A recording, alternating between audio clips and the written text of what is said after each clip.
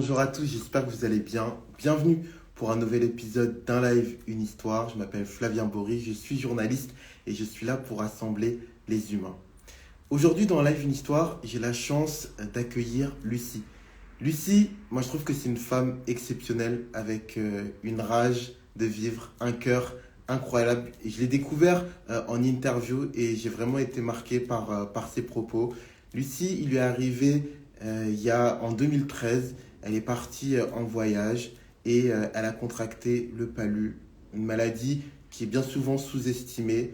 Elle a contracté une version très grave qui a provoqué une amputation des bras et des jambes. Et pourtant, elle est là, Lucie, elle a envie d'avancer, elle va nous raconter son parcours, ses rêves aussi. Je pense que c'est important d'en parler. Allez, je lui envoie une invitation et on est...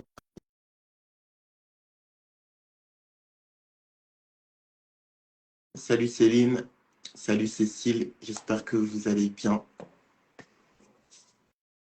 Et on attend donc Ouais, ça va toujours? ça va toujours. Ok.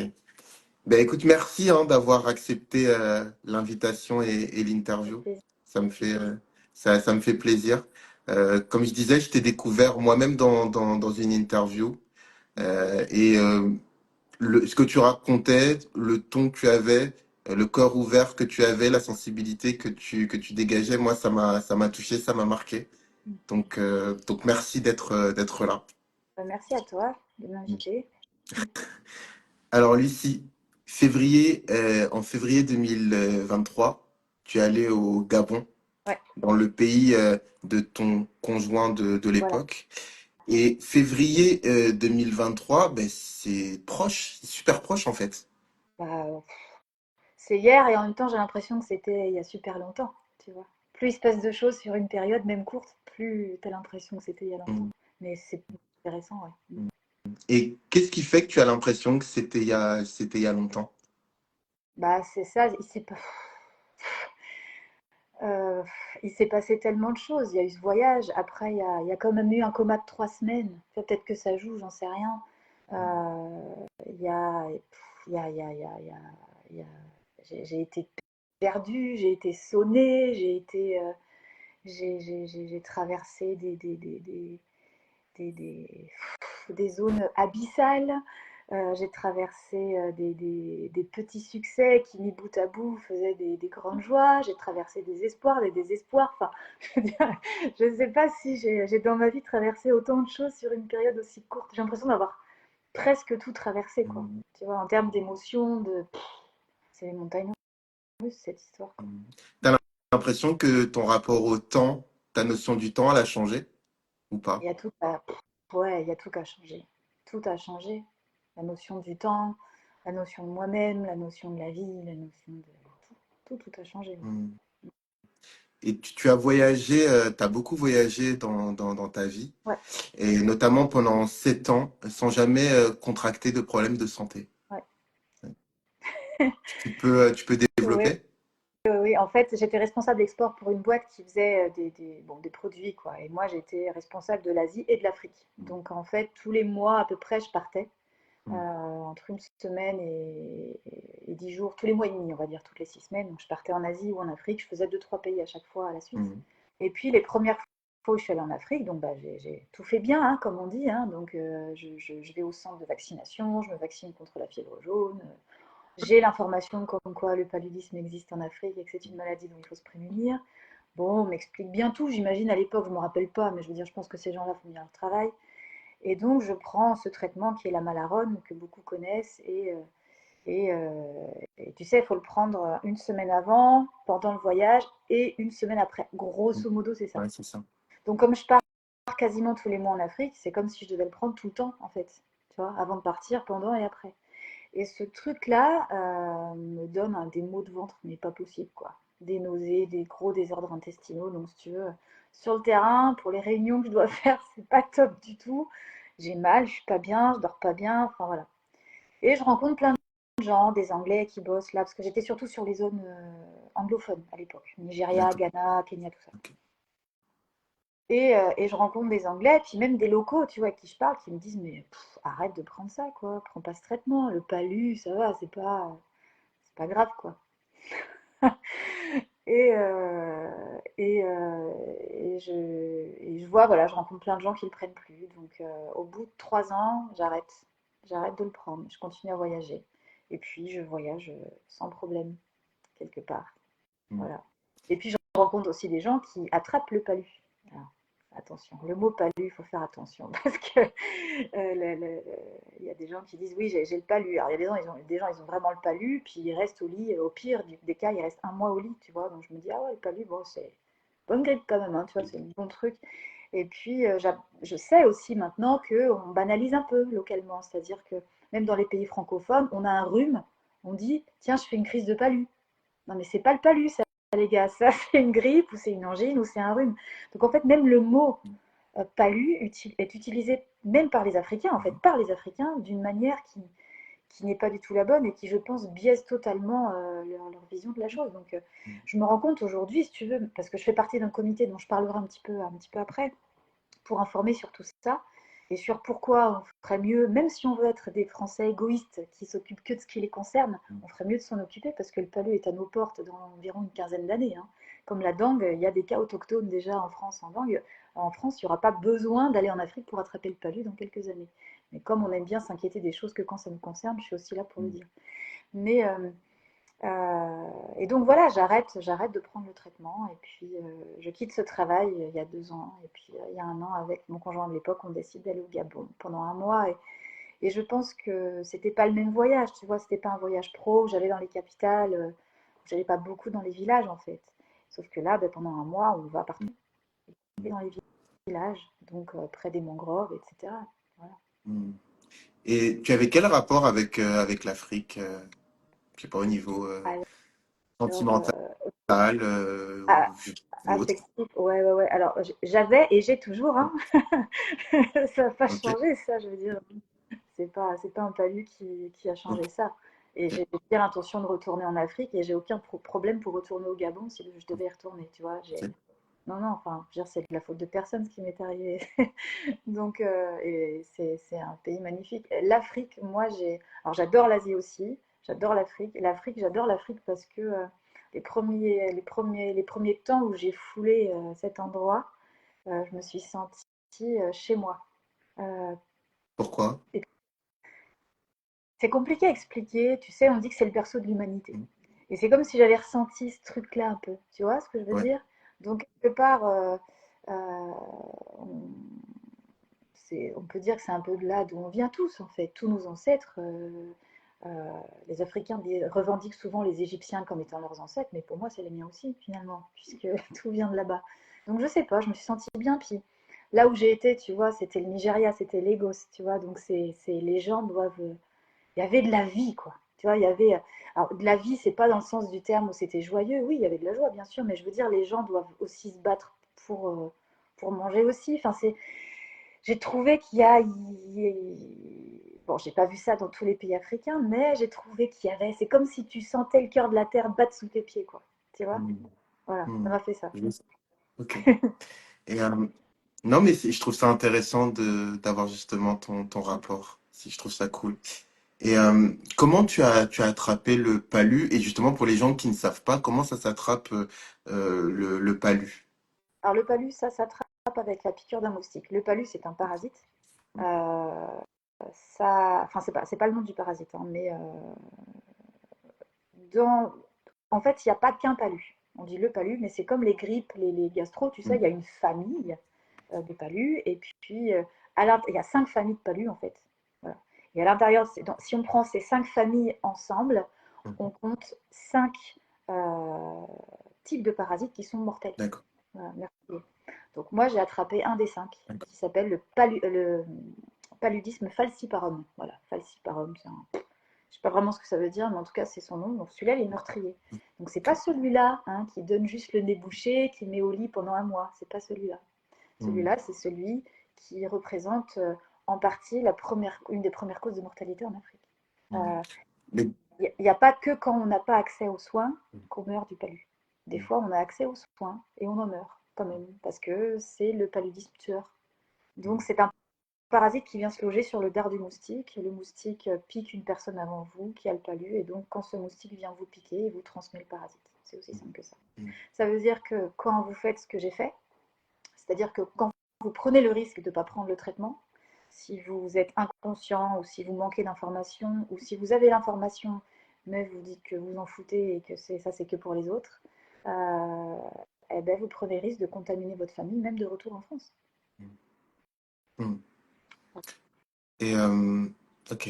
Et pour en revenir à ce que tu disais tout à l'heure, et je pense que ce sera l'occasion de parler du groupe dont tu fais partie, euh, pourquoi le palu c'est si banalisé? Pourquoi est-ce que justement tu parlais de finalement le premier truc auquel on pense quand il y a des symptômes, c'est pourquoi le palu est aussi parce que moi en tout cas, qui suis né au Sénégal et qui suis allé beaucoup, bah, alors je sais pas si c'est vrai ou pas, mais c'est comme si on me dit toujours que les locaux, ils ont développé une certaine résistance, Bah ce oui, qui n'empêche pas certains de l'attraper. c'est extraordinaire, c'est que les Africains, alors j'ai eu tellement de...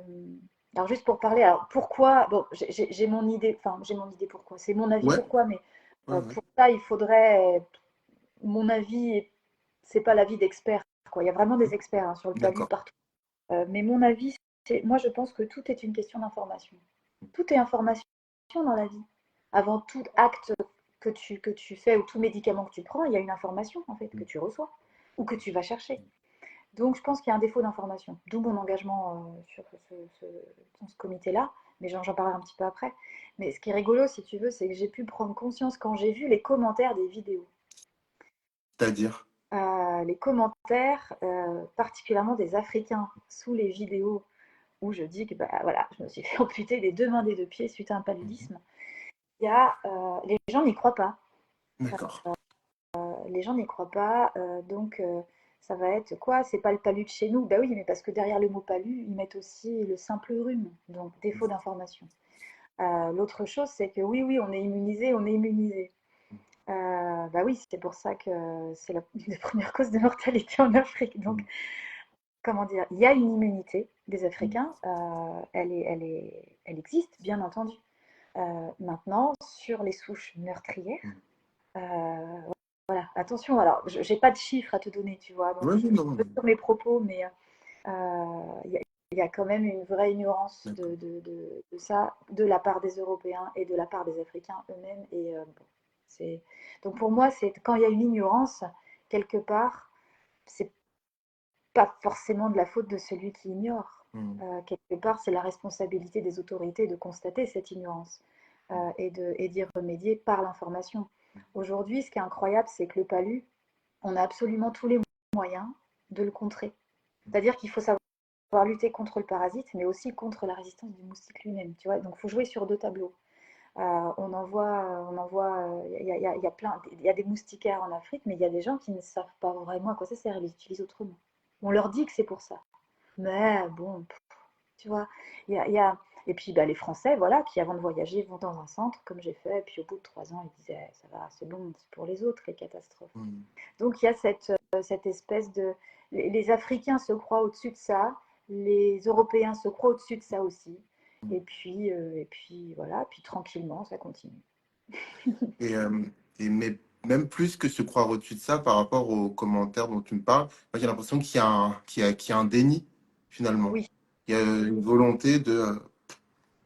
oui, alors ça, j'explique pas pourquoi. Il y a des Gabonais qui ont mal pris le fait que je dise que c'est au Gabon que j'ai attrapé Mm. ça. Donc bon, certains ont pris ça comme une attaque ou tu vois, je sais pas, c'était mal pris ou ils parlent mal du pays. Non, je parle pas mal du pays. J'explique ce qui m'est arrivé. Et le Gabon, encore une fois, j'y Mm. retourne demain en prenant le traitement pour le coup, mais ce sera avec plaisir que j'y Mm. retournerai. C'est un pays magnifique au même titre que les autres. Et puis il y a, alors moi c'est une chose que je ne mets absolument pas de côté. Euh, L'histoire de sorcellerie, tu sais, on t'achetait un Mm. 15. Donc on m'a acheté un 15. En fait, je me pose pas cette question. Simplement, je respecte cette croyance-là. C'est aussi la mienne sur certaines choses. Mais on a j'ai l'impression qu'en Afrique, on a tendance à mettre beaucoup de choses sur le compte de la sorcellerie. C'est pas un problème, ça. C'est pas, je dénonce pas ça. Mais ce que je veux dire, c'est qu'il faut pas que ça vienne remplacer des mesures préventives, en fait. Et voilà, c'est là où le déni peut être dangereux, lui aussi, en fait. Non, Voilà. mais je trouve ça très important ce que tu dis. Et je pense que ça devrait être. Et c'est d'ailleurs de plus en plus mis en avant, mais c'est assez compliqué Ouais. de lutter contre ça. Mm. Et à titre personnel, toi, ces commentaires, ces gens, comment tu l'as pris, toi? C'est quelque chose qui t'a surpris, qui t'a touché? Ouais. Alors, au début, ça m'a beaucoup, beaucoup heurté. Ok. Voilà. J'avais aussi des blancs qui disaient ouais bah t'avais qu'à pas aller en Afrique et puis c'est tout. Enfin mon Dieu. Enfin tu vois ce genre de choses quoi où je trouvais ça voilà. J'ai eu beaucoup de choses. Après je me suis dit bon moi j'ai fait au départ les vidéos que j'ai faites au départ c'était pour ouvrir une cagnotte tu vois pour m'aider à payer les équipements, la voiture, les prothèses tout ça. Donc je me suis dit, ma vieille, tu t'es exposée, bah, c'est le prix à payer, quoi. Tu vois, enfin, je veux dire, voilà.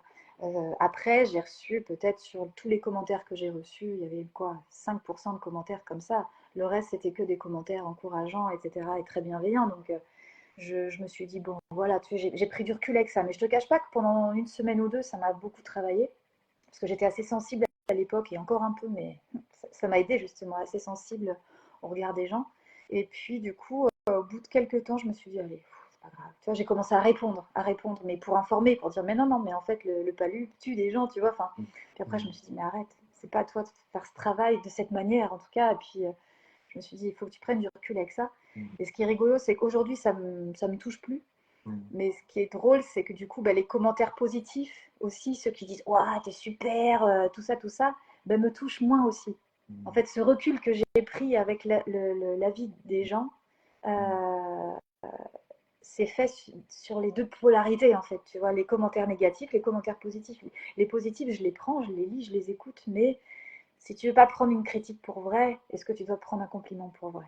Tu vois, donc je me positionne, bah, évidemment, les jours où je suis pas bien, bah oui, je les prends un peu plus en pleine poire. Mais au global, non. Ça m'a fait travailler ça en tout cas, donc c'est bien.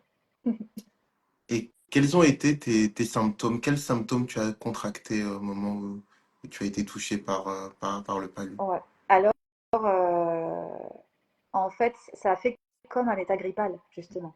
D'où la confusion très facile à faire avec, quand on dit une crise de palu en Afrique, comment faire la différence entre une grippe et un palu.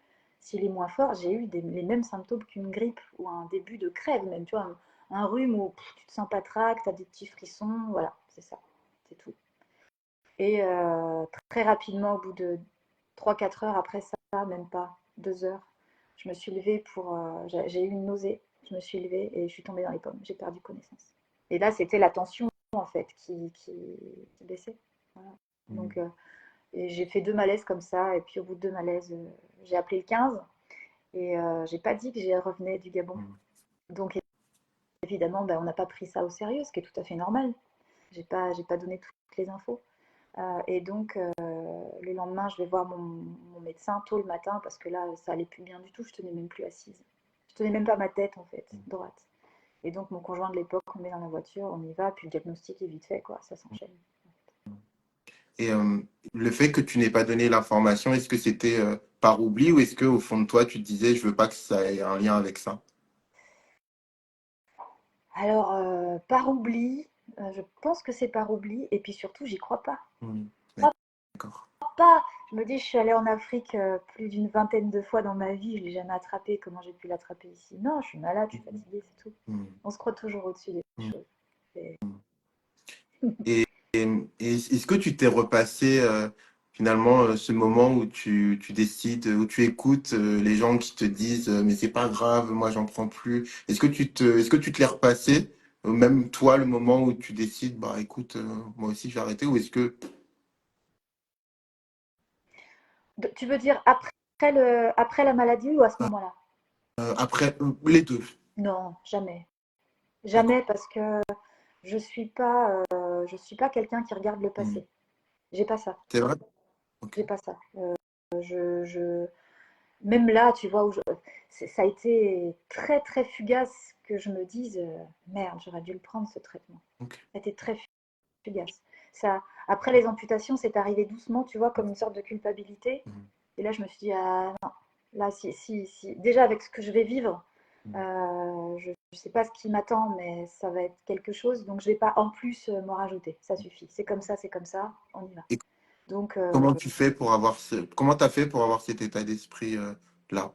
ben, j'en sais rien. Parce que je me suis demandé si.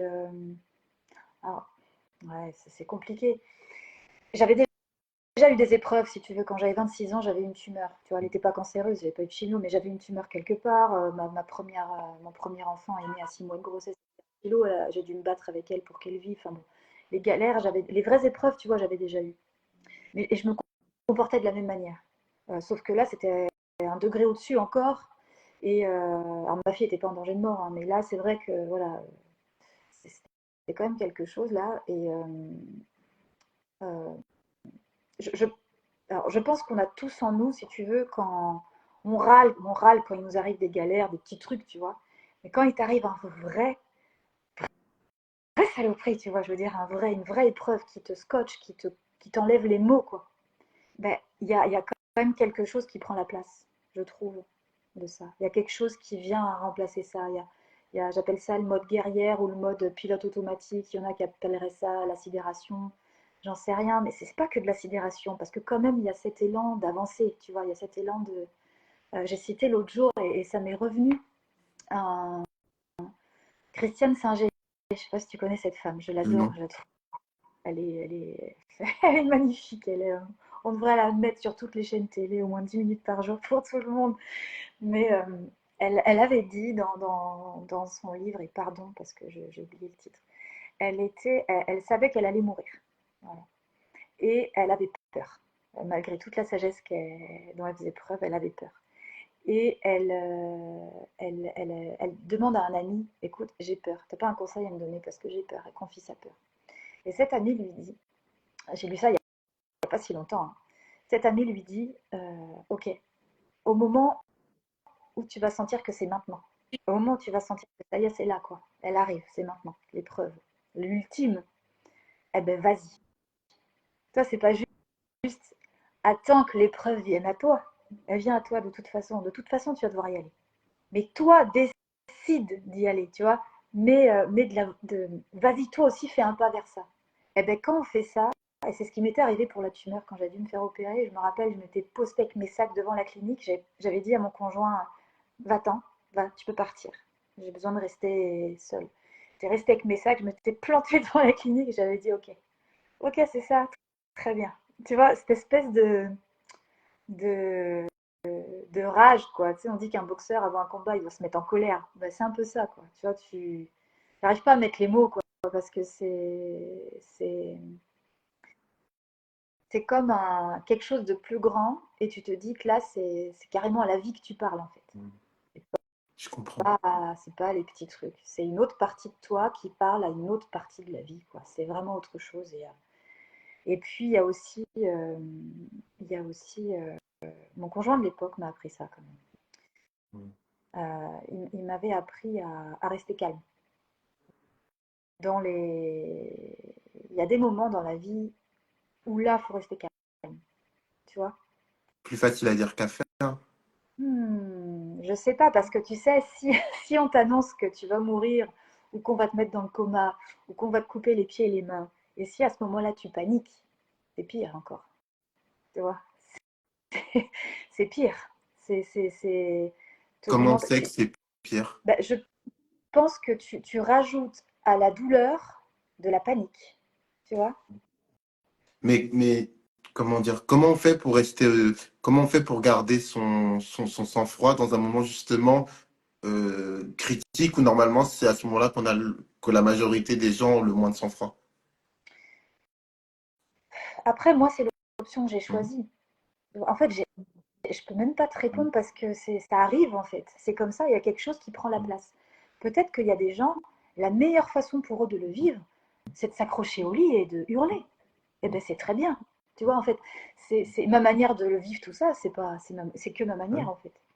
Mais c'est ce que je voulais Ah, savoir, c'est ce que tu justement. voulais me faire dire. C'est ce que je voulais. Non, mais je voulais que tu me dises ce que tu Ouais, penses et ce que tu ressens. ouais. Et d'ailleurs, c'est une question qui va peut-être te paraître bénigne, mais comment ça se fait que tu n'as pas de rancune envers le Gabon, envers l'Afrique, alors que énormément de personnes, quand elles vivent quelque chose de dur, parfois de très dur, voire de traumatisant, qui est lié avec, on va dire, où on peut potentiellement trouver un responsable ou un coupable comme pour cristalliser justement sa souffrance et sa peine. Comment ça se fait que toi, c'est pas ton cas? Alors, je vais faire deux niveaux de réponse à ça. Yes. La première, c'est que très rapidement, après le réveil du coma, euh, je me suis sentie, j'ai vraiment eu la sensation que ce qui était en train d'arriver avait un sens. Que je ne saisirais peut-être pas tout de suite ou peut-être jamais, mais que ça allait me mener quelque part. Donc, c'est toujours très difficile à dire, je le dis parce que c'est ce que je ressens, mais c'est difficile à dire quand même parce que c'est pas un petit parcours facile, hein. Mais je me sens à ma place. Tu vois, j'ai cherché ma place toute ma vie. Euh, j'ai j'ai- j'ai tâtonné. Aujourd'hui, c'est pas simple, mais je sais que la vie,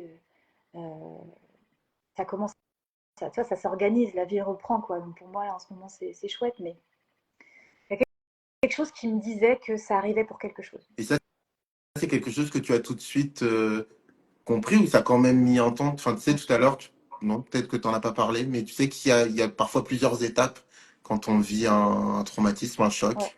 Toi, ça, t'as oui, tout de suite trouvé un oui, sens. oui. Ok. Et ça vient de ta Ah, spiritualité ou alors, pas? j'ai pas trouvé un sens. J'ai senti qu'il y avait un sens qui m'échappait. Ah, Il ok. m'échappe toujours, hein. Ok. Il m'échappe toujours. Mais là, tu vois, en te parlant, il y a un sens. Spiritualité, oui. Après, bon, moi, j'ai pas beaucoup d'expérience, comment dire, euh, ésotérique. Pas, je crois en tout ça, mais je fais pas moi l'expérience. C'est comme des gens qui voient des choses, qui ont les visites de gens pendant la nuit, qui font des sorties de corps. C'est pas du tout mon truc. Je fais pas ça. Et ça, tu vois, c'est la première fois que je le dis. Euh, j'ai une semaine avant, enfin une semaine avant qu'il m'arrive ça, au Gabon, pendant une nuit, j'arrivais pas à dormir et je vais la faire très courte, mais j'ai eu le sentiment d'une présence, d'une visite. Et j'étais en train de me poser beaucoup de questions sur mon couple, en l'occurrence, sur, j'étais pas bien, quoi. J'étais pas heureuse en fait, et et je souffrais beaucoup. Et et j'ai eu la sensation, à ce moment-là, d'une présence multiple, très très forte, comme une présence qui venait me rassurer. Alors c'est très difficile pour moi de te dire ça parce que je suis hyper cartésienne et j'ai toujours jugé les gens qui racontaient ce genre de trucs comme des malades mentaux, tu vois. Donc c'est pour ça que j'en parlais pas beaucoup. Écoute, je t'en parle, c'est comme ça. Et j'ai eu la sensation que quelque chose allait arriver. Ensuite, j'ai oublié ça. J'ai totalement oublié ça, j'ai occulté ça. J'ai passé ma journée du lendemain, on a pris l'avion, on est revenu, etc. Une semaine après, j'étais aux urgences. Euh, donc il y a ça déjà. Je me suis rappelé de ce truc-là, je me suis dit, mais merde, tu vois. Et pour moi, c'est suffisamment rare ce genre d'expérience pour que. Je suis très cartésienne, donc mon mental met toujours une explication très rationnelle sur ce genre de choses. Mais là, j'en ai pas. Les ressentis que j'ai eus, je n'en ai pas. Euh, il y a eu une expérience dans le coma également, où, pour faire très très court, euh, la seule chose que je peux dire, c'est que j'ai eu clairement l'information que, bon, je vais parler que pour moi, parce que je ne veux pas parler comme si je détenais une quelconque vérité, mais que ce que je vis ici est une expérience, ni plus ni moins, une expérience, et qu'il n'y a pas de drame. en fait. En apparence, il y a plein de drames, mais en vrai, il n'y en a pas. Bon. J'en dis pas plus parce que je pense que chacun vit ce qu'il doit vivre dans ce genre d'expérience, voit ce qu'il doit voir. Et donc après, c'est personnel, c'est pas que je veux pas divulguer, je m'en fous. Non, Mais, non, mais mais voilà, je c'est pense qu'on t'a suffisamment expliqué pour qu'on puisse comprendre ouais, ton cheminement de pensée, en tout ouais, cas. ok. Mm. Et donc, si tu veux, tout ça fait que je, je me rappelle très bien dans le coma avoir compris que je pouvais ne pas revenir. Je pouvais choisir de revenir ici ou de faire autre chose. Je me rappelle pas avoir choisi de revenir ici. Je me rappelle pas avoir choisi du tout. Mais je me rappelle avoir compris que je pouvais choisir. Donc j'en déduis que j'ai choisi de revenir. C'est peut-être pour ça que j'ai cette sensation. C'est peut-être pour ça que le handicap, je le vis pas mal. Mm. Je le vis pas mal. Euh, c'est c'est difficile depuis quelques mois, c'est compliqué émotionnellement pour moi parce que ça m'a coûté mon couple. Enfin, ça m'a coûté mon couple. On va dire que mon couple, sans surprise, enfin, n'a pas survécu à ça. Sans surprise. Voilà. Donc, est-ce qu'aujourd'hui, c'est pour ça que quelqu'un m'a dit il n'y a pas longtemps, mais attends, quand tu dis que tu n'aimerais pas revenir en arrière et que tu voudrais que tout ça ne soit pas arrivé, ben, quand tu dis que tu n'appuierais pas sur le bouton, si tu pouvais, tu sais, prendre la petite pilule de Matrix là pour revenir dans le monde d'avant, tu vois. Ben non, ben non, parce que revenir pourquoi en fait? Pour redevenir la personne méga stressée avec toutes ses croyances, toutes ses croyances arrêtées, toutes ces limites qu'elle pensait avoir sur tout, tout. Alors en effet, j'ai plus mes pieds, mes mains, mais dans ma tête, je me sens bien plus valide que je l'ai jamais été finalement. Mm. Euh, Pourquoi? c'est euh, c'est dur là, tu vois, parce que j'ai l'émotion qui monte avec ta question. C'est on peut pas être la même après quelque chose comme ça, c'est pas possible. C'est il y a il y a une sorte de déjà cet immobilisme auquel tu es contraint les premiers mois à regarder le plafond, tu vois, sans pouvoir bouger, à compter les carreaux du plafond là. Ensuite en fauteuil, et puis cette incertitude, tu vois, les émotions par lesquelles tu passes quand on t'annonce que tu vas devoir te faire amputer des deux pieds, des deux mains. Tu penses à tes enfants, tu sais pas si peut-être tu vas avoir besoin d'une assistante de vie toute ta vie avec toi qui te suit partout comme les 100 canards, tu sais. Mm. Mon Dieu, mais pour moi c'était horrible, tu vois. Alors heureusement, je suis 100% autonome aujourd'hui, ça c'est génial. Mais il y a tellement de... En fait, c'est comme si ça secoue tellement, je veux dire, c'est un tsunami, quoi. C'est un raz-de-marée, je veux dire, cette expérience, elle m'a terrassée, elle m'a tuée, elle m'a... mais quelle partie de moi elle a tué aussi, tu vois? Donc en fait, euh, Quelle partie de toi l'as tué? elle a tué, enfin en tout cas, elle a sérieusement attaqué. Parce que tuer, on sait jamais, tu sais, là où l'ego se loge, toujours dans les recoins. Mais elle a tué. J'avais deux polarités que je pense on a tous. Bon, mais je vais parler que pour moi. Soit tu es dans l'orgueil un peu, tu vois, tu te sens, il y a des jours où tu te sens presque un peu mieux que les autres, tu vois, tu te dis ah je gère et tout machin.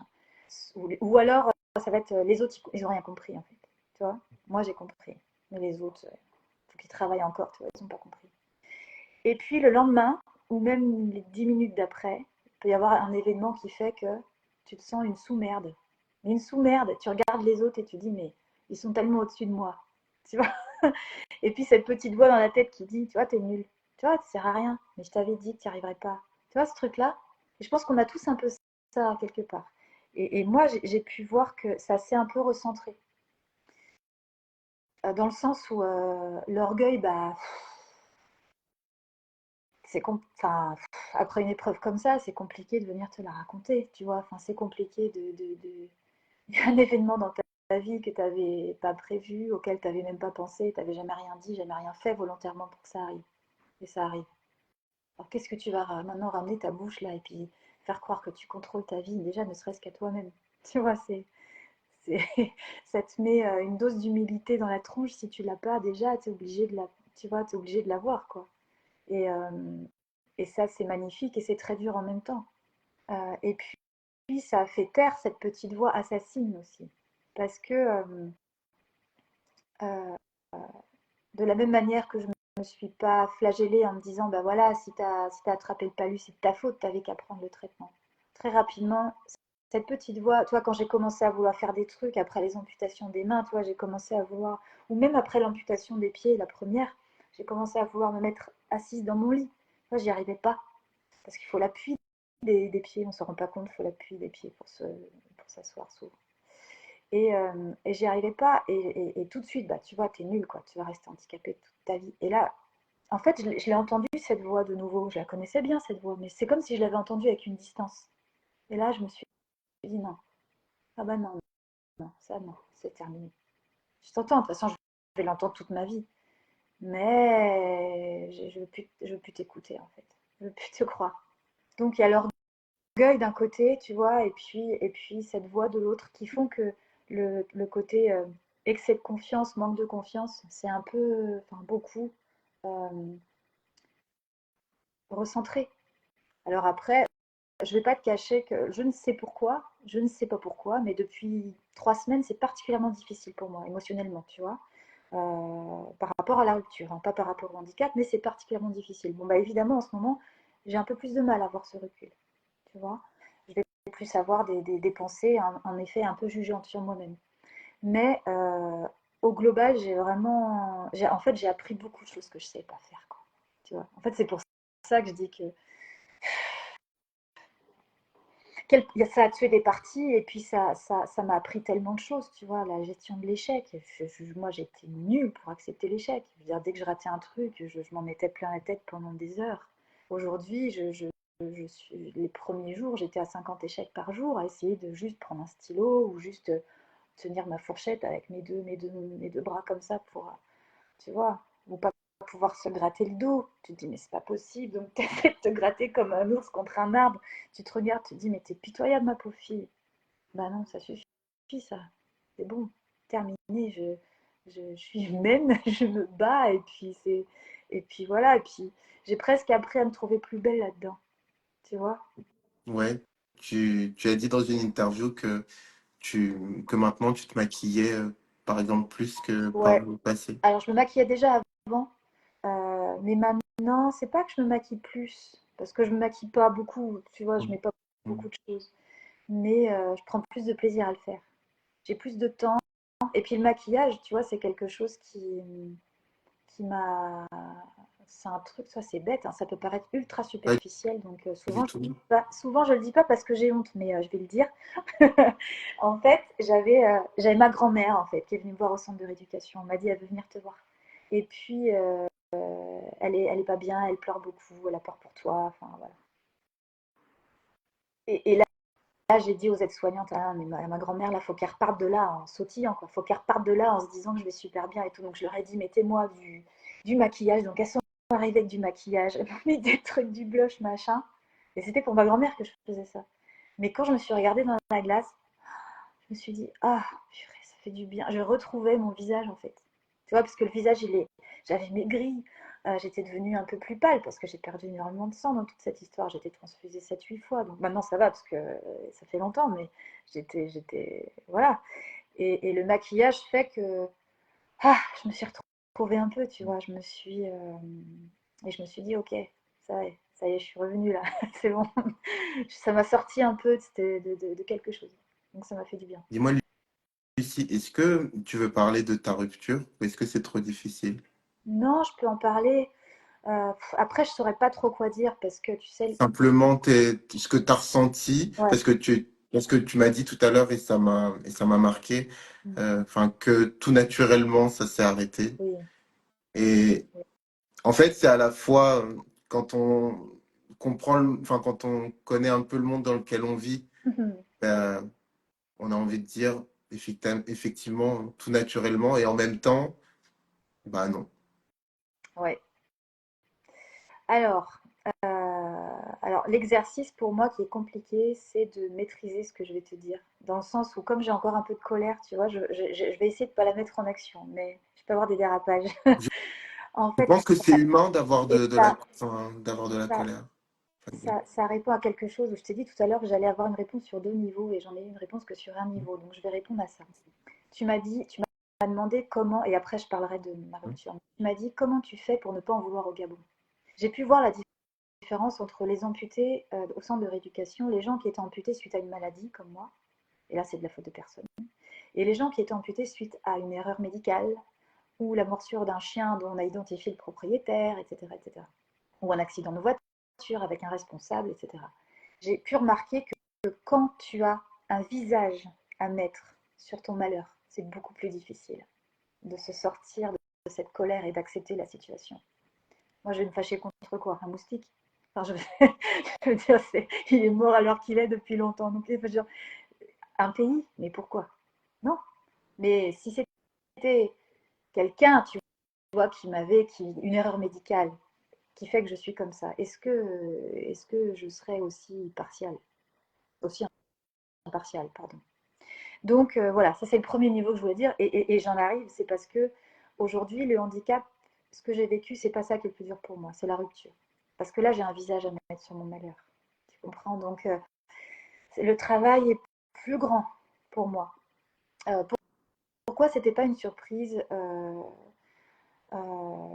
très rapidement c'était une relation où j'étais pas heureuse. C'est le genre de relation où tout le monde te dit ah, vous allez super bien ensemble, tout le monde est ébahi par votre union. Il y a une complicité de malade, un amour de malade, mais il y a une toxicité dans le privé qui est gigantesque.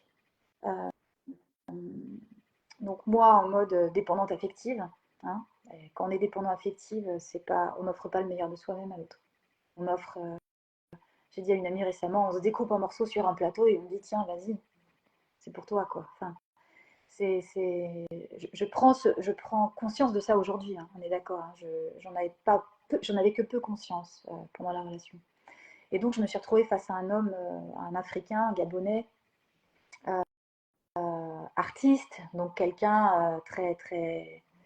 Je sais pas si tous les artistes sont comme ça dans leur tête, mais il était. On était, on va dire, sur un modèle de fonctionnement très patriarcal, ultra patriarcal. Donc, avec une place de la femme esclavagisante, à mon sens, en tout cas. Mais à laquelle j'ai adhéré, volontairement. Donc, je me suis retrouvée dans une position, dans une relation qui pour moi était très très difficile, avec bon, bah, des bases de couple, de libertinage auxquelles j'adhérais pas du tout. Donc, j'étais pas bien. Mais je l'aimais, c'est quelqu'un, je n'ai jamais aimé quelqu'un autant que j'ai aimé cette personne. Maintenant, dès que les amputations ont eu lieu, je lui ai dit, tu sais, tu peux partir. Parce que je ne sais pas à quoi la vie va ressembler, en fait, pour moi maintenant. Euh, Peut-être que je ne sais pas, peut-être que je vais rester en fauteuil toute ma vie, peut-être qu'il faudra me faire manger, m'habiller. Je ne savais pas, en fait, que j'allais être autonome comme je suis aujourd'hui. Donc, je lui ai dit, tu peux partir. Je lui ai proposé plusieurs fois. Je lui ai dit, si tu pars, je préfère que ce soit maintenant. Je préfère tout vivre d'un coup. Et à cette époque-là, il m'a dit non, non, non, non, non, c'est une insulte pour moi ce que tu es en train de dire. Non, non, je ne partirai pas. Bon. Et puis, 4 mois après le début de ma rééducation, je suis sortie et au retour à la maison, ça a été très compliqué. Il n'y a pas eu de changement dans le mode patriarcal. Donc, je continue à m'occuper des enfants seule. J'avais 3 enfants à moi et un enfant à lui à gérer, sans pied, sans main. Non, voilà, gérer ça seule. Donc là, je me suis dit, il y a un problème.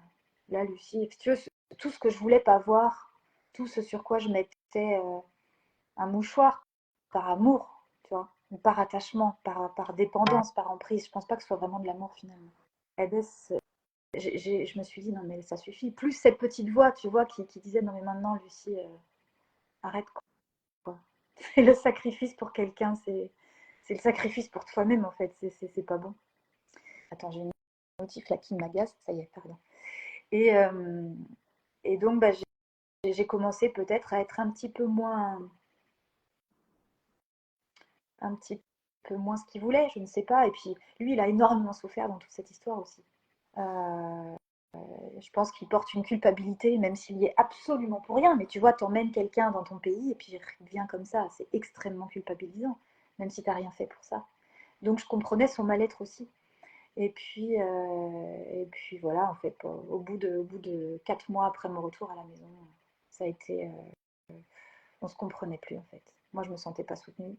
Lui, il devait se sentir incompris. Et puis, il est parti.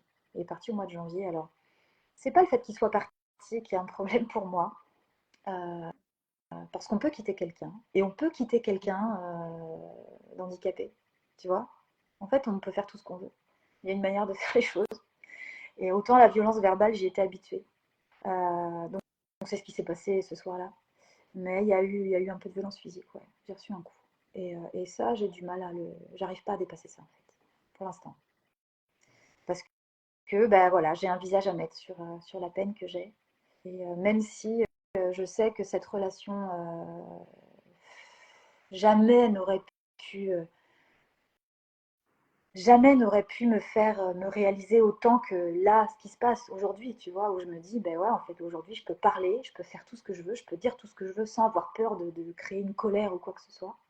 Euh, Bah, ça me fait du bien en fait. Je me retrouve, tu vois, je me retrouve, je ressors avec des amis, je recrée des liens, je suis beaucoup plus ouverte au monde à créer des nouveaux liens, alors que j'étais un peu refermée, tu vois, il aimait pas trop mes amis, il aimait pas ma famille. Donc je pense que j'étais un peu enfermée dans ça. Mais je me suis mise toute seule, hein, je suis la seule responsable, hein, j'aurais pu partir au bout de 2 semaines de relation, je ne l'ai pas fait, il n'a jamais menti sur qui il était, jamais. Donc je le savais dès le départ dans quoi je m'engageais. Euh, donc voilà, aujourd'hui, ce qui est difficile, c'est que ça reste quelqu'un pour qui j'ai eu un attachement incroyable. Ça reste quelqu'un pour qui j'aurais toute ma vie, je pense, tu vois, un affect particulier. Maintenant, bah, c'est quelqu'un qui est sorti de ma vie et encore une fois, bah, de la même manière que j'aimerais pas redevenir la personne que j'étais avant, même s'il me manque, bah, je n'aimerais pas reprendre la vie avec cette personne. Donc cette situation a fait le ménage. C'est un ménage extérieur, c'est un ménage intérieur. C'est quand je dis raz-de-marée, c'est raz-de-marée quoi. Après, une rupture, c'est difficile, hein. Donc tout le monde, en tout cas moi, c'est ma première rupture difficile.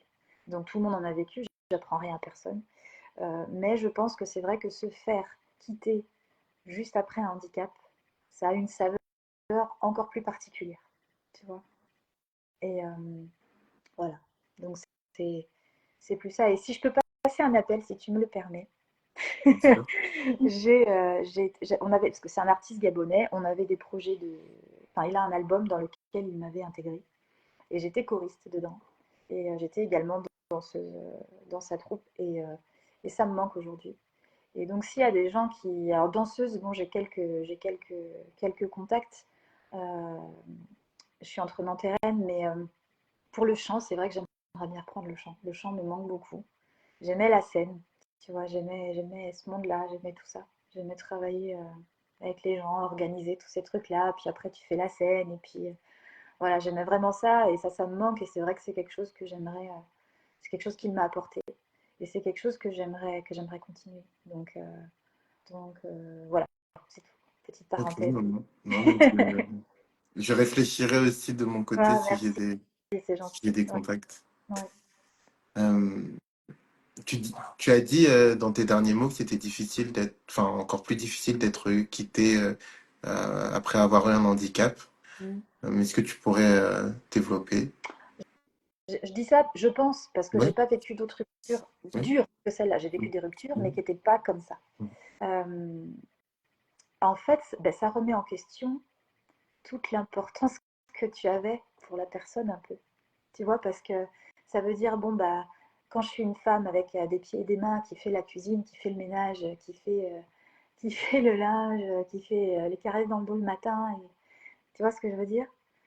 Là, je suis une femme qu'il veut épouser, parce qu'il s'en cachait pas. Et puis, quand j'ai plus de pieds et plus de mains, je mérite un coup et l'abandon, quoi. Donc,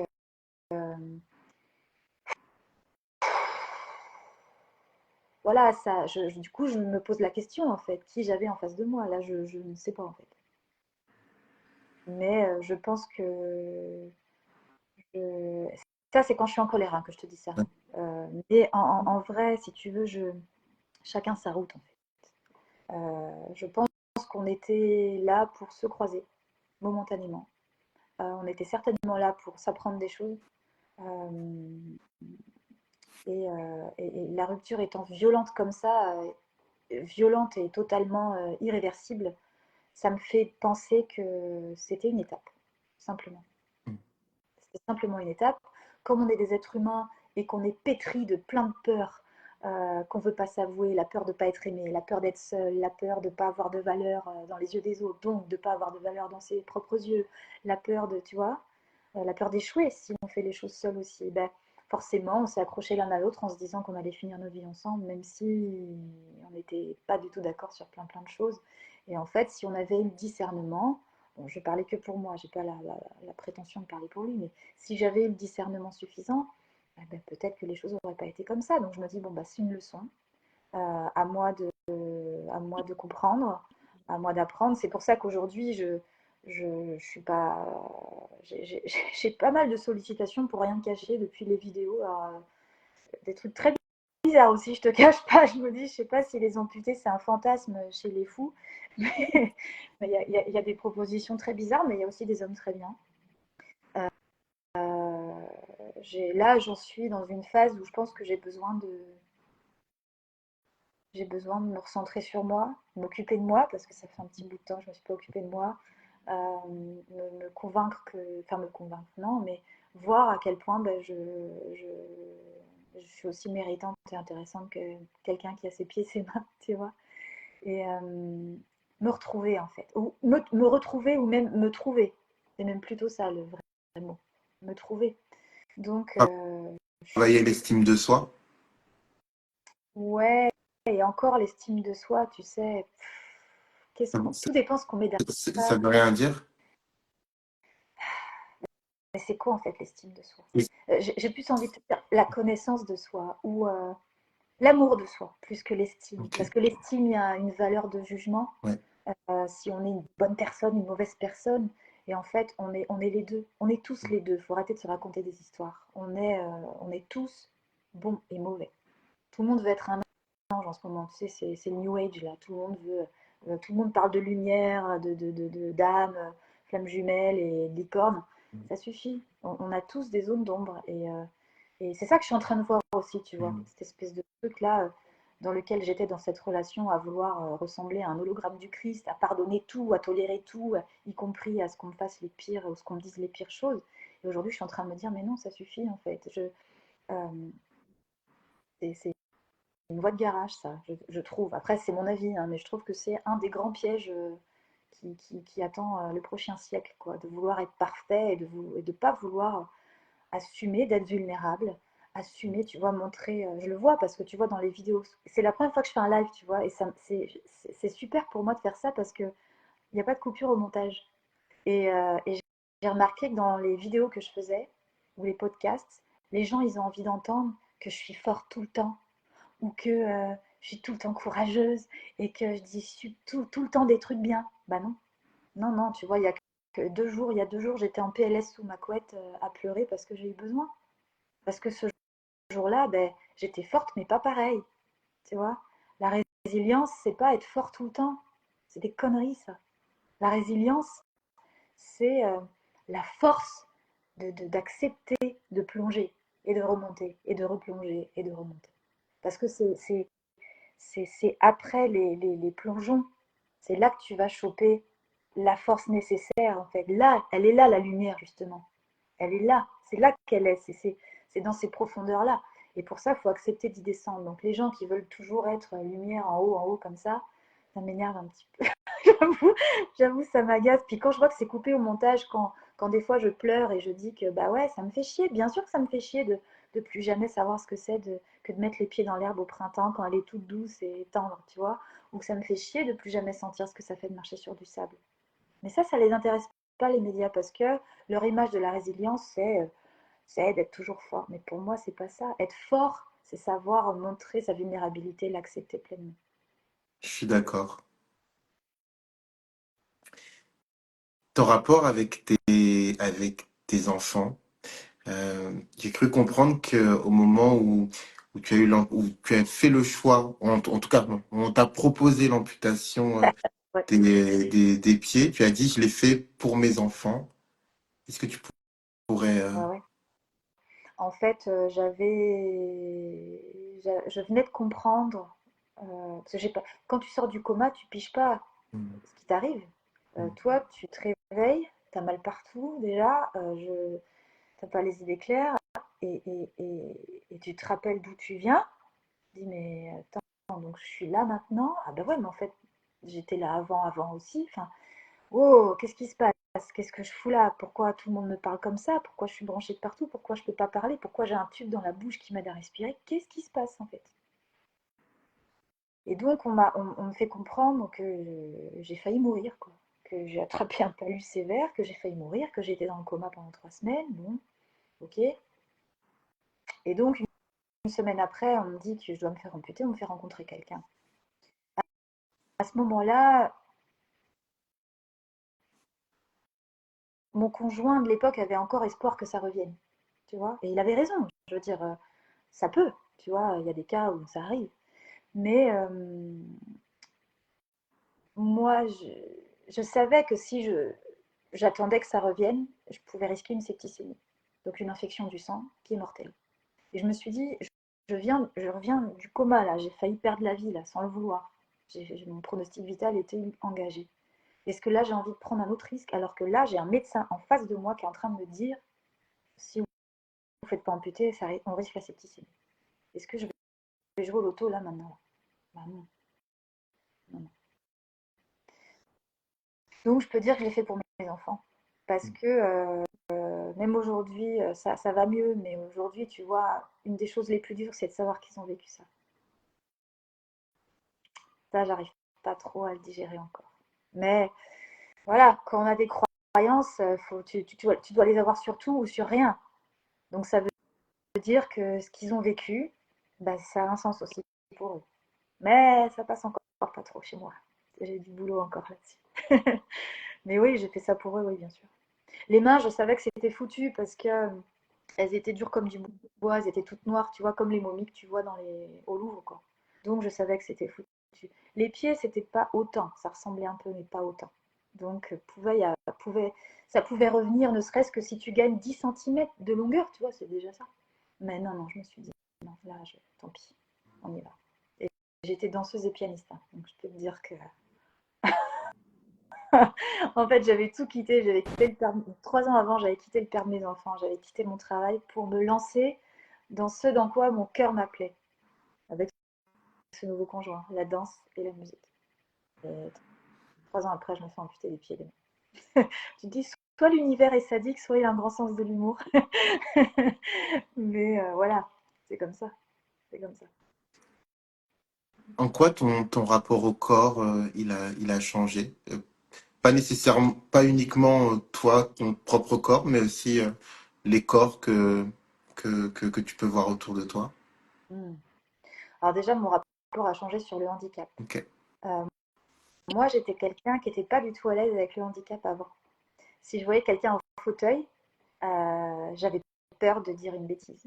Tu vois, j'avais peur de ne pas être à la hauteur, en fait. Donc, je pouvais même un peu fuir ces gens-là, par peur de me sentir nulle. On fait des trucs quand même. Et maintenant que je me retrouve de ce côté-là et que j'en ai côtoyé des tonnes, bah, je ne le vois plus, moi. Je ne vois plus cette barrière. Je vois des êtres humains et au contraire, c'est pas pour moi que je dis ça, mais je veux dire, la première fois que j'ai placé, qu'on m'a amené en fauteuil sur le plateau des kinés où j'ai vu les gens, pour ma première séance de rééducation, tu vois, j'ai vu les gens mettre tous leurs efforts d'1 heure, quoi, pour faire juste un pas ou deux. Mais je dis, mais putain, mais en fait, c'est des guerriers ici, quoi. C'est des guerriers, les handicapés, mais est-ce qu'on se rend compte de ce que ces gens-là produisent en termes de force intérieure, quoi. Quand j'ai vu ça, je me suis dit, alors là, si c'est ça qu'il faut faire, j'y vais, c'est parti. ça m'a, ça m'a galvanisé, quoi. Donc ça a changé mon rapport à mon corps. Je me jugeais beaucoup par rapport à mon corps avant. Alors que tu vois, j'avais pas de problème de poids, j'avais pas, tu vois, j'ai même plutôt de la chance, on pourrait dire, tu vois. 42 ans après 4 enfants, après 3 enfants, je m'en sortais bien, quoi, tu vois. Mais je me jugeais énormément. Aujourd'hui, j'ai une compassion pour mon corps incroyable, incroyable. C'est-à-dire? Après tout ce qu'il a traversé, il est encore là. Il m'a fait vivre une tumeur, il m'a fait vivre 3 grossesses, dont une très très difficile qui a failli me mettre bien moi aussi en danger. Il a fait du sport, il a fait tous mes caprices, il les a endurés. Tout le stress que je lui ai fait vivre à mon travail parce que je voulais absolument être la meilleure employée ou être tout le stress que je lui ai fait endurer même en salle de sport parce que je voulais absolument réussir le défi, même les jours où mon corps me disait non mais là aujourd'hui on est fatigué, là faudrait stopper, non j'écoutais pas. Aujourd'hui, je dis pas que c'est pour ça que je suis comme ça aujourd'hui, hein. Je ne crois pas du Non, tout non, non, non. à cette punition, mais aujourd'hui il est là, on pourrait croire qu'il est amoché, mais je l'aime plus en fait. je, je suis fière de ce corps que j'ai. J'ai pas l'intention de me cacher en mettant des pantalons tout le temps. Euh, j'ai pas intention non plus de me cacher en commandant des prothèses avec des habillages en simili peau. Mhm. Euh, c'est mon corps aujourd'hui. Il a fait du super boulot. Il s'est battu contre le parasite. Il est encore là. Euh, et ça va, quoi. Je suis en forme, tu vois. Je suis fatiguée parce que émotionnellement, je suis fatiguée. Mais sinon, il est toujours là. Et quand émotionnellement, ça ira mieux, voire, tu me diras, je devrais peut-être le faire avant, j'irai me réinscrire à la salle de sport. Mhm. Donc non, non, mon corps, ça oui, ça a changé mon rapport au corps et ça a changé mon rapport au corps des handicapés en général. Ça a changé mon rapport sur la vision de la différence. Mhm. Et je comprends aujourd'hui des personnalités fortes qu'on peut voir comme Théo Curin ou Philippe Croison, parce que c'est souvent ceux qu'on... Moi, je suis amputée comme Théo Curin, donc forcément, je me compare souvent à lui. Euh, et les gens se disent, mais comment ils sont forts comme ça? Comment... Bah ouais, parce qu'en fait, qu'est-ce que tu vas t'en foutre maintenant? Autant assume-toi, parce que tu vas pas aller te comparer au top modèle sur Insta ou autre. Bon, bah, en fait, tu peux plus te comparer à personne, quoi, en fait. Donc, bah, tu t'assumes, c'est tout. Donc, les deux, ce côté-là, ça va Ok. bien. Et tu me disais tout à l'heure que l'immense majorité des personnes amputées, donc c'est plutôt dû à une maladie. Et, Alors, oui, au diabète et aux maladies cardiovasculaires. Ouais. dans ce cas, normalement, on propose des prothèses remboursées par la sécurité sociale. Mm, Et donc, mais bon, c'est des prothèses d'entrée de gamme, donc qui coûtent environ 30 000 euros. c'est ça, Et pour avoir donc une prothèse avec laquelle tous les doigts bougent, eh ben, ça coûte 106 000 c'est euros. ça. Mm. 106 000 euros, c'est tout compris, la prothèse plus les séances de prothésisme, l'installation, etc. Donc Ouais, ouais.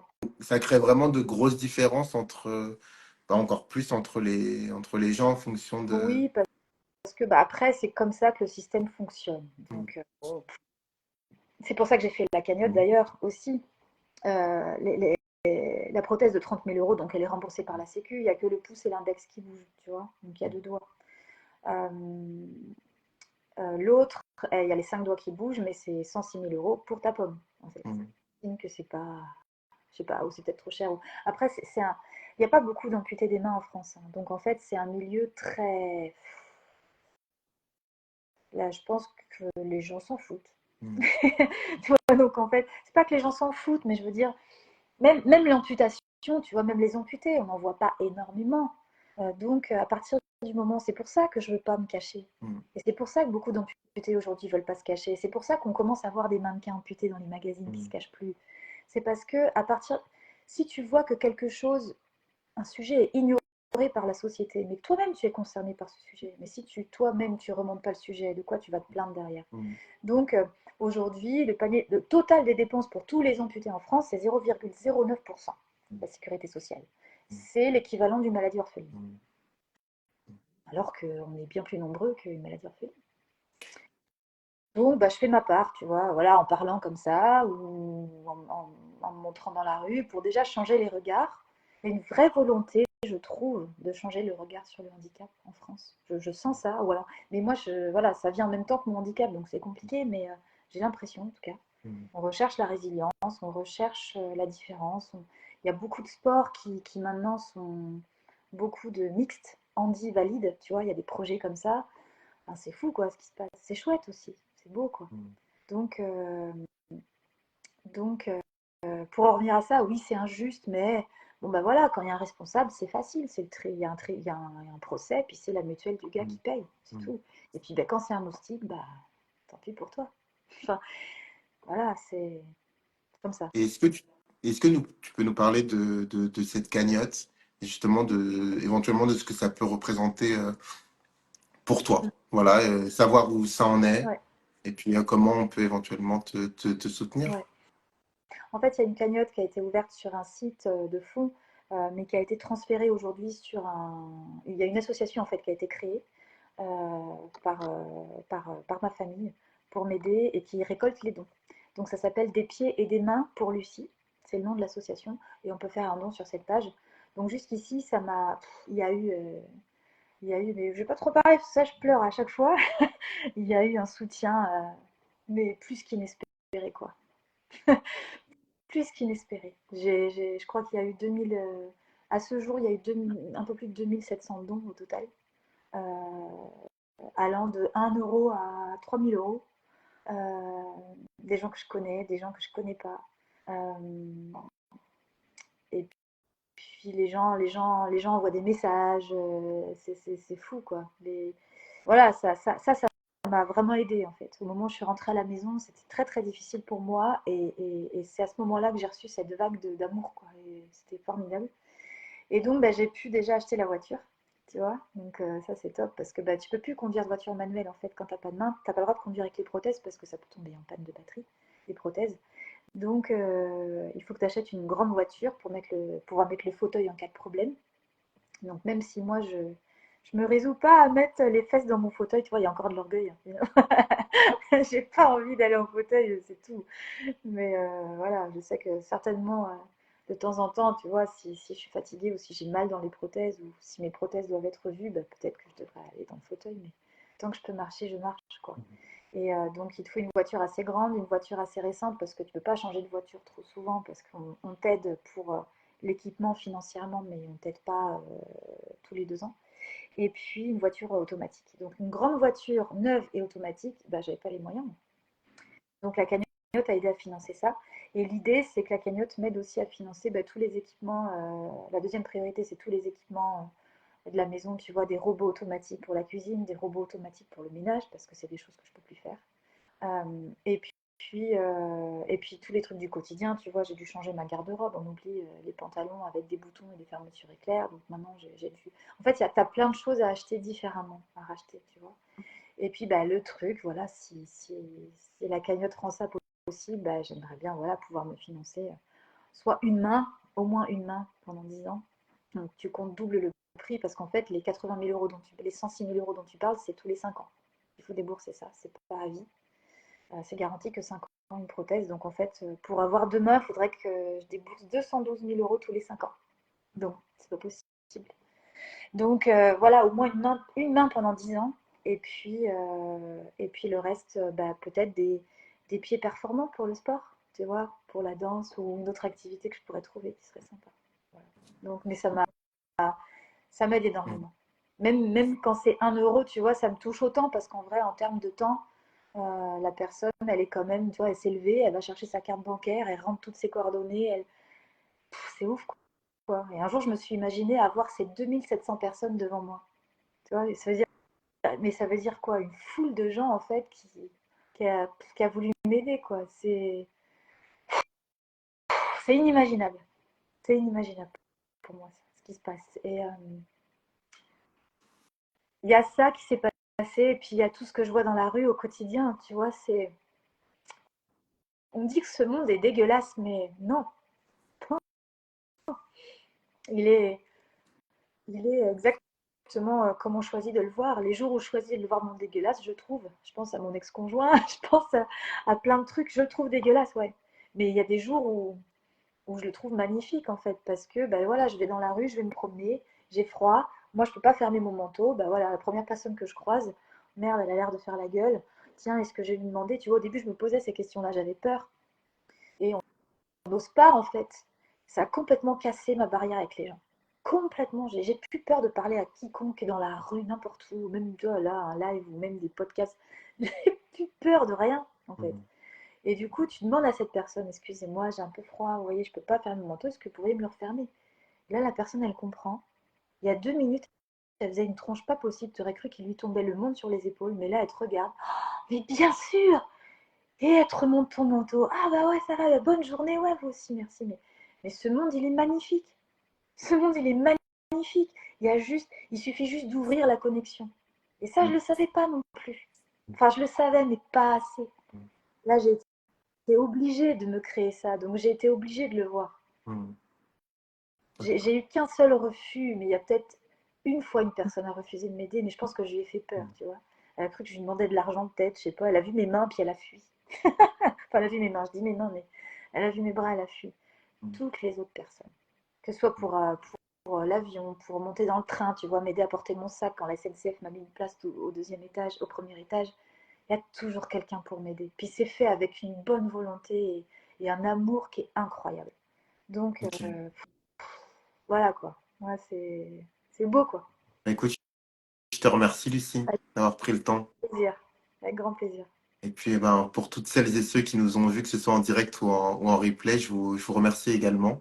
Et je vous invite à aller voir le compte de Lucie et de pas hésiter à aller sur sa cagnotte. Voilà, si vous le désirez. Et puis, ben, écoutez, on se retrouve très vite, normalement la semaine prochaine, pour un nouvel épisode d'un Live une Histoire. Est-ce que tu as un dernier mot éventuellement Non, non, non, merci à toi. Et puis vraiment, tous les gens qui auront envie d'écrire un petit mot, je les lis tous. Tous, tous, tous. Tôt ou tard, mais je les lis tous. Et voilà, et pour ceux qui l'ont déjà fait, puis j'ai vu qu'il y a des proches qui sont passés. Donc voilà, merci pour tout le soutien. Enfin voilà, quoi. Sans les autres, on peut rien faire. Vraiment rien. Donc voilà, merci. Puis merci à toi, Flavien, pour bah, l'invitation. C'est cool. de rien, de rien. Merci d'avoir accepté. À bientôt. À bientôt.